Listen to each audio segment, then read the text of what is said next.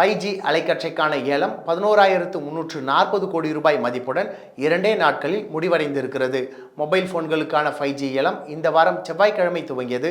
இந்த ஏலம் மூலம் அரசிற்கு 96,238 கோடி ரூபாய் வருவாய் கிடைக்கும் என எதிர்பார்க்கப்பட்டது. ஆனால் அரசின் இந்த மதிப்பீட்டு தொகையை விட 12% குறைவாக வருவாய் கிடைத்துள்ளது.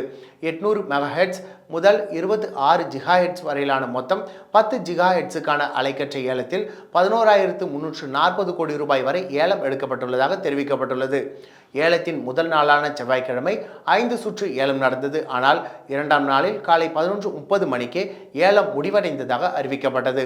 மொத்தம் நடந்த 7 சுற்றுகளில் 140 முதல் 150 மெகாஹெர்ட்ஸ் மட்டுமே விற்கப்பட்டுள்ளதாக மதிப்பிடப்பட்டுள்ளது.